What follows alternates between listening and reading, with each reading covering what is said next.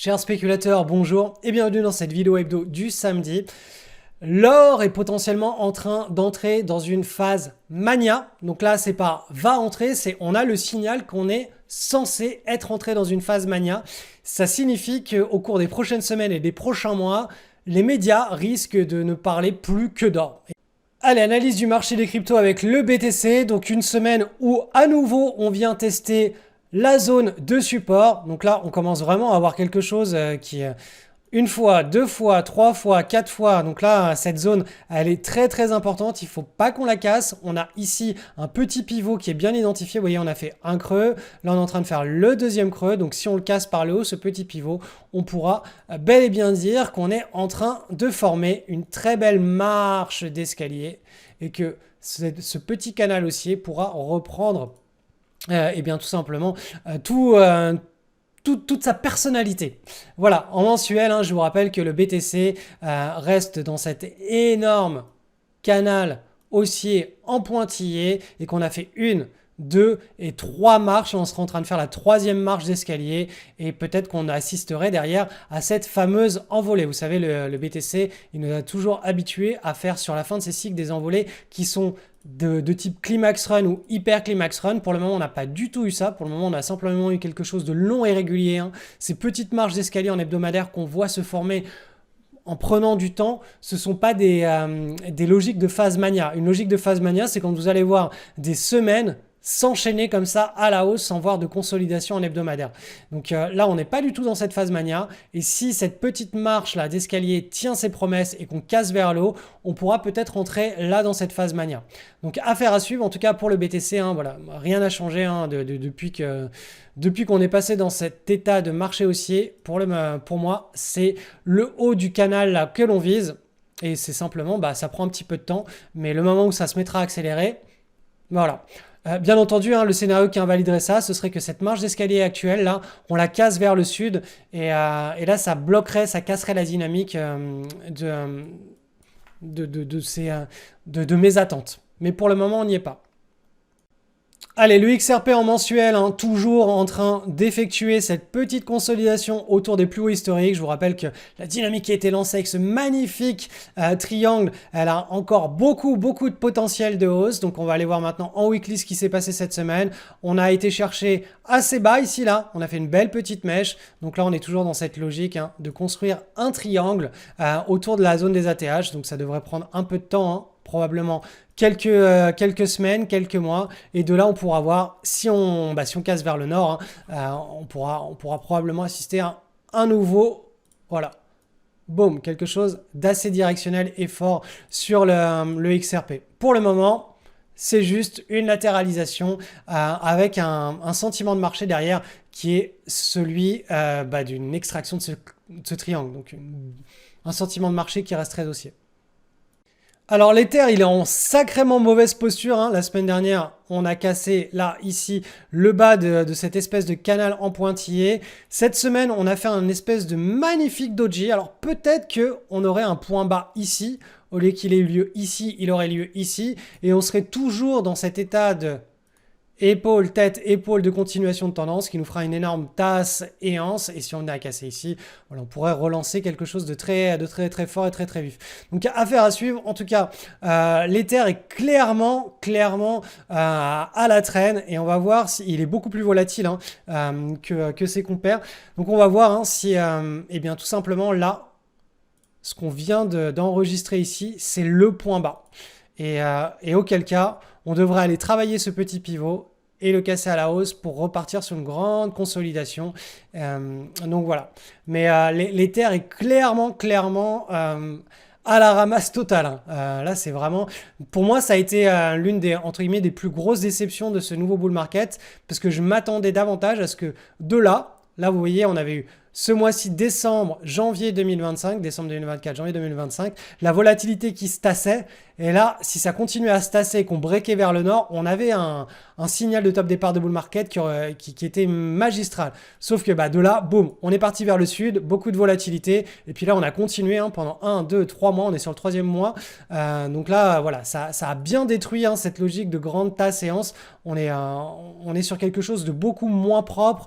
Donc voilà, j'y reviendrai sur sur le nouveau truc qu'on est en train de dessiner. Mais je pense plus quand on aura, je vous en reparlerai, quand on aura une vision un peu plus claire. Parce que là, cette séance, cette semaine, elle est assez importante. Ça peut être clairement un signal de point bas ici.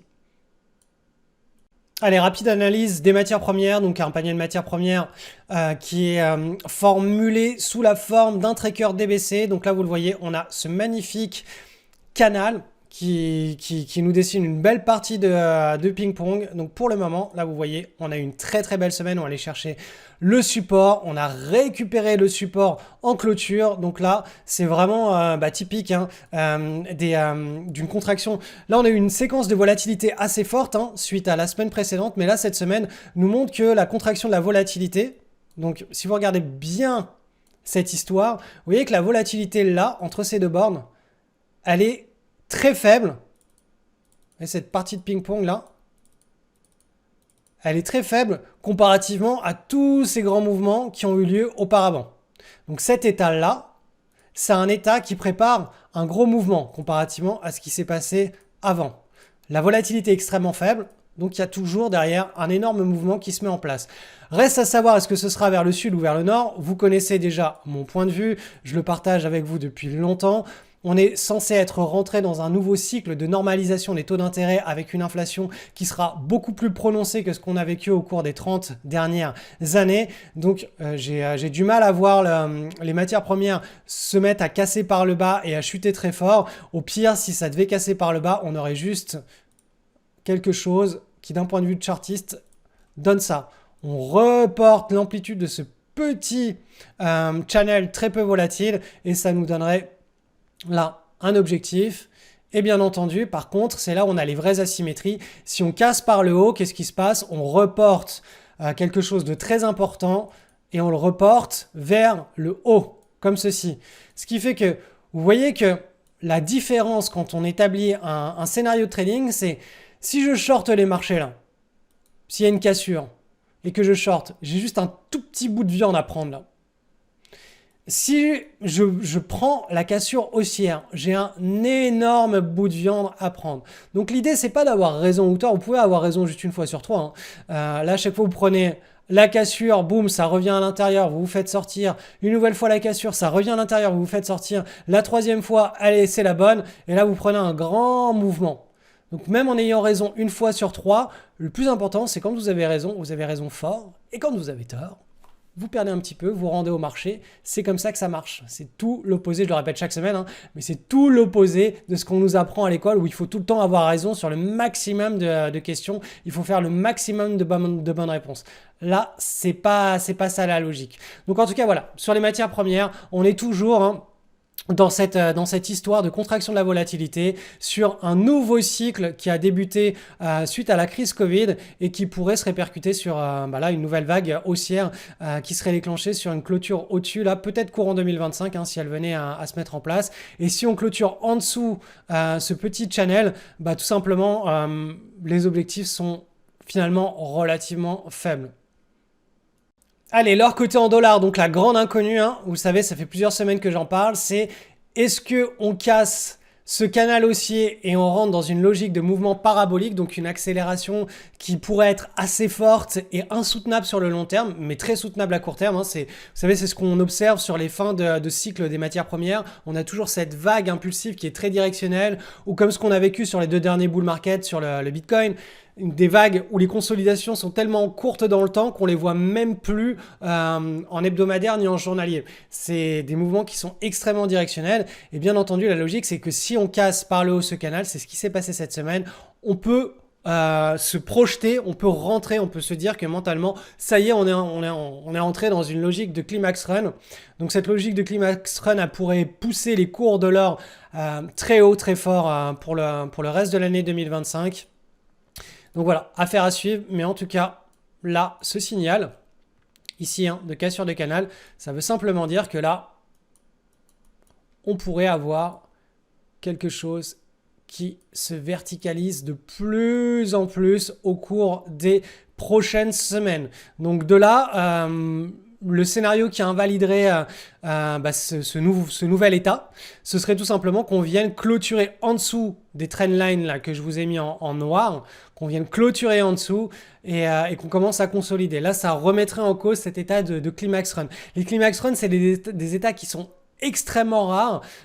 Donc la probabilité que ça se réalise, elle est très faible. Mais là, en l'occurrence, on a un signal qu'on est potentiellement dans un état comme ça de climax, voire un hyper climax run. On verra comment le mouvement se développe. En tout cas, voilà. Pour l'or contre du dollar, c'est un signal très fort où on va pouvoir commencer à verticaliser les cours. Donc voilà, on a attendu pendant des mois, des années, hein, ce fameux signal de top départ de bull market sur l'or. Donc tous ceux qui sont en position et qui en ont pour ce mouvement directionnel, ça va être le moment où les médias vont commencer à en parler. Là, si ce mouvement de climax run se met en place, les médias, ils ne vont parler que d'or pendant des mois et des mois, des semaines et des mois et des mois. Le plus ça va monter et le plus on va nous parler d'or. Et peut-être que d'ailleurs sur la fin, on arrivera sur une nouvelle logique monétaire avec peut-être un espèce de... On verra, je ne vais pas en parler maintenant, mais peut-être que l'or sera rattaché à nouveau à une devise internationale. Et leur côté contre de l'euro. Donc une très belle semaine de hausse où on recasse le pivot très légèrement en clôture. Donc on voit bien cette consolidation, elle est en train de bien se développer. Donc peut-être que la semaine prochaine ou la semaine d'après, là, si on continue à consolider dans ce petit triangle et qu'on a la cassure, on pourra relancer la dynamique. Là, en fait, ce qui se passe, c'est que l'or monte, mais l'euro a tellement pumpé que du coup le ratio or qui monte mais euro qui monte très fort lui aussi fait que là on a un ratio, on a l'impression qu'il se passe pas grand chose, mais en réalité l'or est en train de pumper face à énormément de devises dans le monde entier et c'est simplement que l'euro là a très fortement bougé à la hausse cette semaine. Du coup, j'en profite pour faire une petite mise à jour de l'eurodoll. Alors, on est sur du mensuel. Je vais essayer d'écrémer un petit peu ces graphes. Donc là, on arrive sur une zone de résistance qui est vraiment majeur, hein, qui est tout simplement le haut de ce canal baissier, doublé de du grand triangle. Vous voyez que la trendline, là, elle va chercher des niveaux qu'on a testés à de nombreuses reprises sans jamais réussir à les passer. Donc là, potentiellement, à court terme, on pourrait très bien faire aller chercher un petit peu plus haut, mais là, on est vraiment sur une zone très, très, très forte de résistance. Et là, pour tous ceux qui pensent que le dollar est fini, etc., et que l'euro va reprendre une certaine forme d'hégémonie face au dollar, techniquement, pour inverser une grande vague baissière, il faut beaucoup de temps. Il faut des mois entiers. Et ça voudrait dire qu'on a une énorme épaule, tête, et il nous faudrait une épaule inversée. Donc ça, c'est une figure chartiste de retournement de tendance. Hein. Vous savez, quand une balle de tennis, vous la lâchez, elle rebondit au sol pour repartir, elle rebondit. Eh bien, en bourse, cette phase de rebond, ce point de retournement, il peut prendre différentes formes. Des doubles creux, des triples creux, des V, des épaules, tête-épaule inversées. Donc là, par rapport à ce que les graphes nous montrent, ce serait beaucoup plus une épaule, tête, épaule inversée. Donc ça prendrait plusieurs trimestres à se mettre en place si ce scénario devait être réalisé. En tout cas, c'est la lecture que j'en ai actuellement. Donc là, pour le moment, de mon point de vue, tant que ce canal baissier tient, tout ce que l'on voit ici à court terme, à une semaine, un mois, etc., ce sont des excès haussiers liés à des épiphénomènes macroéconomiques. Donc il se passe des choses qui sont assez... La manière de négocier Trump, elle est connue, hein, c'est pas quelque chose d'étonnant, il met des points d'ancrage qui sont extrêmement hauts, tout le monde se retrouve déboussolé, tout le monde est obligé de se projeter dans ce nouveau point d'ancrage, et puis après les négociations se font sur quelque chose qui est beaucoup plus réaliste.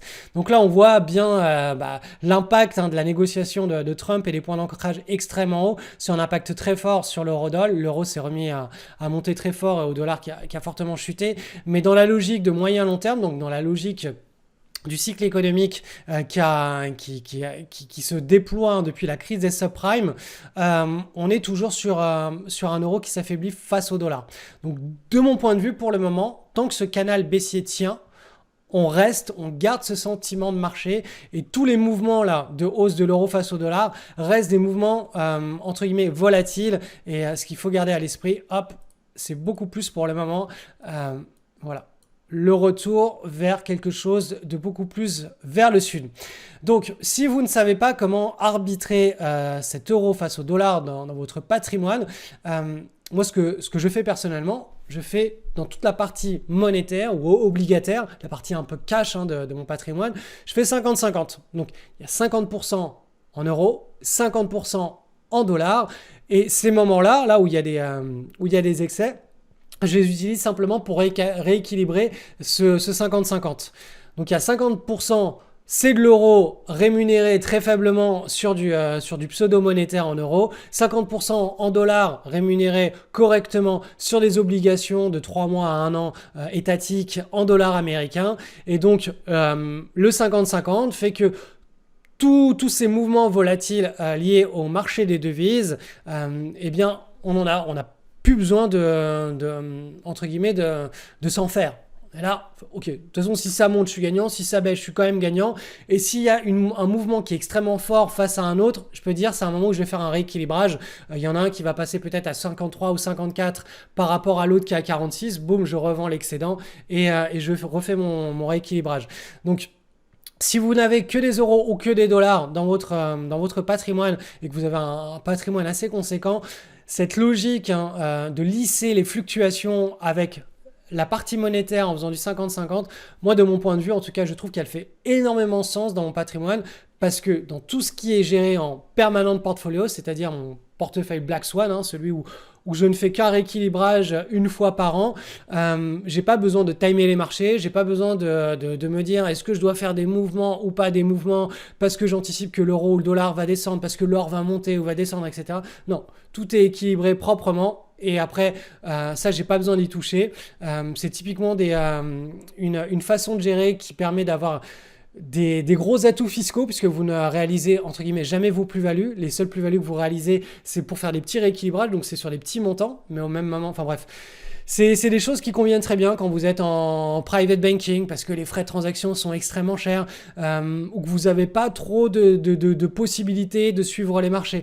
Par contre, à partir du moment où vous pouvez commencer à spéculer, à surfer les tendances, il faut sortir de cette logique de portefeuille permanent, de Black Swan portfolio, de portefeuille anti-souci, et aller sur de la vraie spéculation. Et ça, ce sont des compétences qui s'apprennent.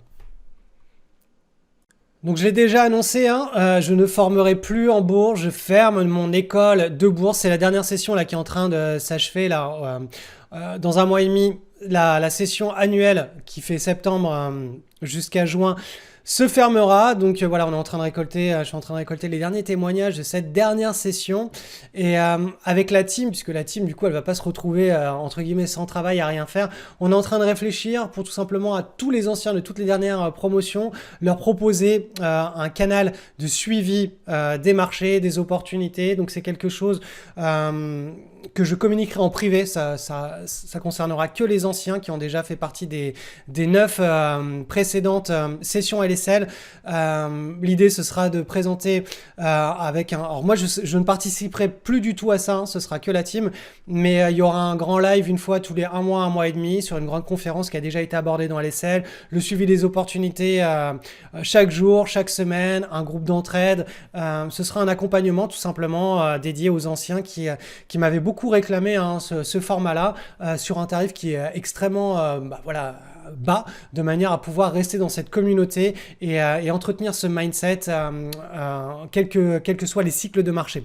Donc c'est quelque chose que l'on est en train de réfléchir, en train de développer avec la team. Donc ce sera une proposition qui vous sera envoyée en interne et en privé probablement dans 2 semaines au mois de mai. Donc voilà, c'était simplement pour vous communiquer le fait que je suis complètement en train de... Enfin, je vous parlerai de mon nouveau projet bientôt. Mais tout ce qui concerne l'enseignement, la formation en ligne, ça, moi, je me retire complètement. La team, ils vont pas se retrouver, entre guillemets, au chômage. Donc, je leur permet d'avoir toutes les compétences qu'ils ont développées et tous les outils et toute la communauté. L'idée, ce sera pour eux de tout simplement pouvoir continuer à proposer une grosse valeur ajoutée autour de tout ça à la communauté historique. Donc ça fait partie des bonnes nouvelles. Analyse du SP500. C'est une vue en mensuel, donc on le voit bien, hein, dans ce beau canal haussier, on a la volatilité. Ce mois-ci, on a été chercher très bas, on est en train de revenir là vers, vers le tiers supérieur. On est le 12 avril, donc on a encore 2 semaines de cotation sur cette bougie, mais déjà ça nous montre un petit peu l'ampleur potentielle de ce range sur le SP500. C'est ce qui était dessiné dans l'ellipse avant qu'on soit en train de remonter. C'est à peu près les proportions que devrait garder cette consolidation au cours des prochains mois avant éventuellement, si on ne casse pas de support. Je vous rappelle que la logique, c'est une marche d'escalier. Si on la casse par le haut, nouveau bull market. Si on la casse par le bas, on pourra passer dans un état de récession et d'impact très négatif sur un marché baissier de plusieurs trimestres. Pour le moment, on n'y est pas du tout. Pour le moment, c'est vraiment, si on analyse juste la psychologie des foules, ce qui se passe sur les prix et qu'on fait complètement obstruction de toute l'actualité, on assiste simplement à une consolidation. Toute consolidation sur du mensuel, c'est volatile. Et effectivement, quand je passe en hebdomadaire, on voit là que la semaine dernière, on était en train d'essayer d'attraper entre guillemets un couteau qui tombe. Et là, cette semaine, boum, il a pris le support. Donc là, en principe, ce que je vous avais dessiné, c'est le scénario que je garde à l'esprit, à savoir un gros range market de plusieurs mois, le temps que la volatilité se tasse. Et de là, on pourra repartir sur cette image mentale mensuelle d'une continuation du grand bull market. Donc ça, bien entendu, c'est tant que ce canal tient. Donc ça, c'est le sentiment de marché. À court, moyen terme, on est dans une zone de turbulence avec un gros range. Mais sur le long terme, on a toujours cette forte dynamique haussière qui n'a pas été invalidée. Je vous rappelle que pour qu'elle soit invalidée, il faudrait qu'en mensuel, on commence à clôturer en dessous du bas de ce canal haussier en pointillé. Donc pour le Nasdaq 100, l'analyse est exactement la même. Sur le mensuel, on voit que pour le moment, on a bien rebondi. Alors il y a beaucoup de volatilité, on a encore 2 semaines de cotation, donc ça peut aller encore plus haut ou on peut redescendre en bas. Le plus important, c'est de comprendre que dans ces périodes de volatilité, le mieux à faire, c'est d'aller sur les unités de temps supérieures pour pas perdre le cap. Si on commence à aller sur du daily ou de l'intraday, on va voir des espèces de fluctuations gigantesques, mais il faut les recadrer, ces fluctuations gigantesques, dans des grandes unités de temps et voir à quel point elles sont importantes ou pas. Donc pour le moment, voilà, on est sur cette ellipse, comme on en a eu plein d'autres dans le passé, et on reste dans cet état de bull market. Et si je passe en hebdomadaire, vous voyez bien que là aussi, tout comme sur le SP500, cette semaine, on a marqué un support sur ces niveaux-là qui a été vraiment violent. Le rebond là, suite à l'annonce des 90 jours de Trump, a été très violent. Donc de là, on pourrait assister, tout comme sur le SP500, à quelque chose d'assez volatile et on attend tout simplement que la volatilité se contracte dans le temps. Le CAC 40 maintenant, donc notre cher indice Cocorico, on est toujours alors là on est sur du mensuel, on voit ici que le rebond a été beaucoup moins fort puisqu'on est sur le bas du range, mais la chute a elle aussi été beaucoup moins forte. Quoi qu'il en soit, le plus important c'est de voir cette image à très long terme. On est dans un canal. Le CAC 40 est un indice qui est assez volatile. La directionnalité, elle est bien ancrée, mais elle est beaucoup moins inclinée, elle est beaucoup moins forte que sur les indices américains. Et donc de là, on pourrait très bien soit aller chercher un peu plus bas, soit latéraliser. Le plus important, c'est qu'on est en consolidation. On est dans une marge d'escalier et si je vais en hebdomadaire, on voit bien ici que ce support a été sauvé là cette semaine. On a ouvert très bas, on est venu le re-sauver. Donc là, on est dans cet état de range pour le moment. Et ça devrait à peu près respecter le cycle qu'il y a aux États-Unis, à savoir si on sort on latéralise, on sort du range par le haut ou par le bas en Europe, donc sur le CAC 40, ça devrait coïncider à peu près à la même direction et au même moment que ce qui devrait se passer sur les États-Unis. En tous les cas, la projection mentale que j'ai sur l'Europe, c'est exactement la même que sur les États-Unis, à savoir on est dans un range volatile et le plus on va avancer dans le temps et en principe le plus cette volatilité devrait se calmer avant qu'une nouvelle direction soit donnée. Et pour le moment, cette direction, elle reste, enfin celle que moi j'imprime, hein, c'est celle de long terme, à savoir la continuation du bull market. Sur le DAX, maintenant, le DAX était ancré et il est toujours ancré dans un mouvement qui est beaucoup plus parabolique et directionnel. Donc on le voit en mensuel, on a été chercher très bas avec cette mèche, on est revenu ici. Et en hebdomadaire, voilà, on a été chercher en dessous du bas du canal, on est venu reclôturer au-dessus. Donc ça peut s'apparenter en analyse graphique à un espèce de doji, un doji qui sera composé. Donc à savoir, cette séance hebdomadaire est comme une longue mèche baissière qui est venue reclôturer à proximité d'ici. Donc ça, en principe, c'est ce que la semaine prochaine devrait nous donner comme information, à savoir une énorme séance qui est considérée comme une mèche basse. Et de là, on devrait enfin avoir une latéralisation. Donc là, vous le voyez, on est toujours dans ce canal haussier, puisque le support a été sauvé. Donc le DAX est pour le moment, de mon point de vue, l'indice le mieux orienté, qui a une dynamique encore assez significative et forte et qui pourrait reprendre le leading plus rapidement que les autres. On verra. Ça, c'est bien entendu si cette consolidation, elle tient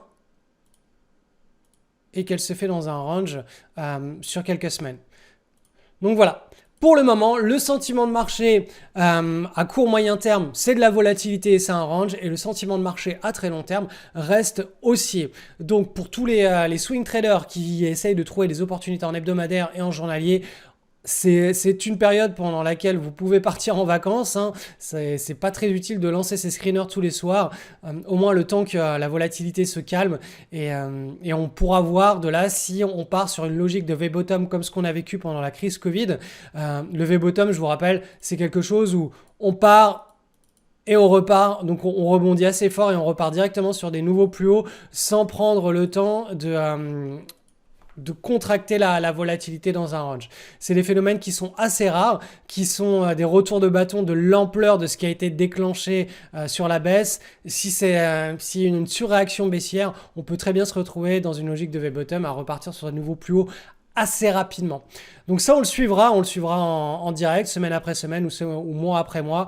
Dans tous les cas, pour le moment, on n'a pas encore les informations qui nous permettent de dire on est sur un V-bottom, on est juste, voilà, comme ce que je vous ai expliqué sur un gros range de plusieurs mois.